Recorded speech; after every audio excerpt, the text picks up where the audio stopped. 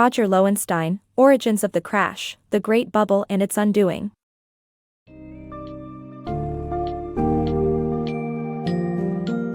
In Origins of the Crash, The Great Bubble and Its Undoing, Roger Lowenstein takes you through an exploration of the events leading to the financial crash of the late 1990s and early 2000s, illustrating how the market became deeply entrenched in the lives of regular Americans.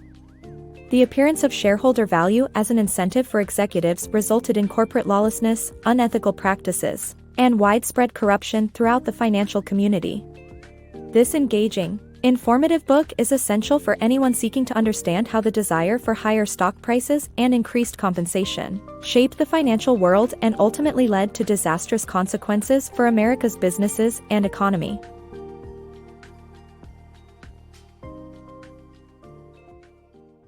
The rise of shareholder value. In the aftermath of the Great Crash of 1929, reforms were meant to stop the corruption and excesses of the Roaring Twenties. Despite implementation of new laws such as the Securities and Exchange Commission, top executives and their buddies remained at the top. New techniques for takeovers emerged during the 1970s and 1980s which gave birth to the term shareholder value. This new focus was on share price over any other corporate priority. CEOs were now completely focused on quarterly earnings reports which caused the stock market to become hypersensitive to any bad news. By the late 1990s, America became an extremely rule-bound market-based country. The dangers of CEO stock options. In the 1980s, companies began awarding CEOs massive stock options grants, linking their compensation to stock prices. This allowed them to profit even if the company's stock price dropped. This compensation structure undermined the very premise of pay for performance. Despite the recommendation to deduct the cost of options from earnings, options continued to proliferate, and CEOs took even more risks. The corruption of the late 90s stained the entire financial community, from executives to bankers, from brokers to lawyers. The final injustice is that the company paid nothing for stock options. The rise and fall of earnings management. Earnings management became a common practice among firms to ensure steadily rising stock prices. The CFO became just as important as the CEO in this numbers game, pushing legal limits to delay expenses, accelerate income, and transfer assets. The pressure to raise stock prices led to a dramatic rise in creative accounting practices, obscuring the truth and blurring moral and legal lines. Despite the SEC's role in protecting investors, few reforms were made due to powerful political and business interests. Even trusted analysts, mutual fund managers, and accounting firms themselves were drawn into the game. But when the truth was finally exposed, the fallout was catastrophic. The rise and fall of shareholder value. In the mid-1990s, shareholder value became the driving force behind the market, replacing sustainable business value.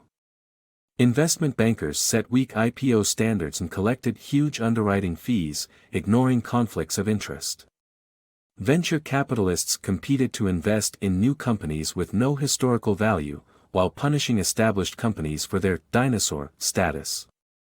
The market heavily penalized these companies, and option-owning executives cheated to keep up.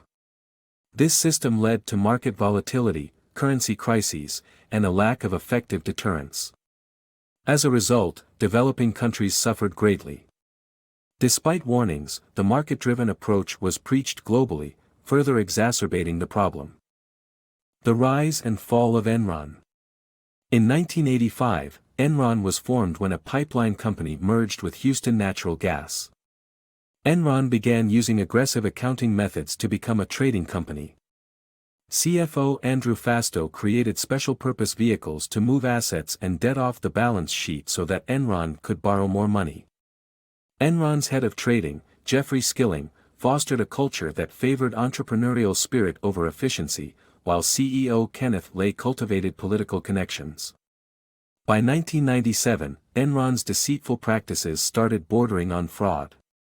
In 2000, the company got into trading broadband fiber, and it jumped onto the telecom bandwagon. Enron's corruption went unnoticed as they held options on 5% of the outstanding stock, and the board and its accountants did nothing to stop the malpractice. In the end, Enron's fate was the same as any other companies that cooked the books. It had to face the consequences. Shareholder value and corporate corruption. The rise and fall of the frenzy of corporate mergers and acquisitions marked by cronyism, fraud, and insider trading leading to bankruptcy, market decline, and public outrage. The concept of shareholder value provided a license for the wealthy few executives to get richer at the cost of ordinary investors. The Sarbanes-Oxley Act of 2002 attempted to introduce transparency and accountability to corporate America, but the culture of fraud still exists, and new scandals keep emerging.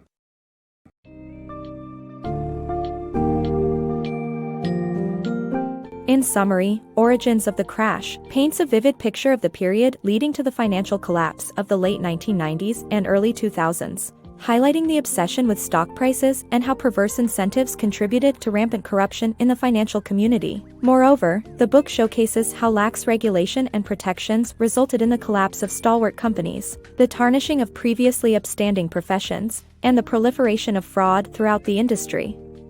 Lowenstein's thorough recounting of this tumultuous era offers valuable insights into the importance of proper financial regulation, ethics, and responsible corporate behavior, serving as a potent reminder of the consequences that can arise from unfettered greed in the financial sphere.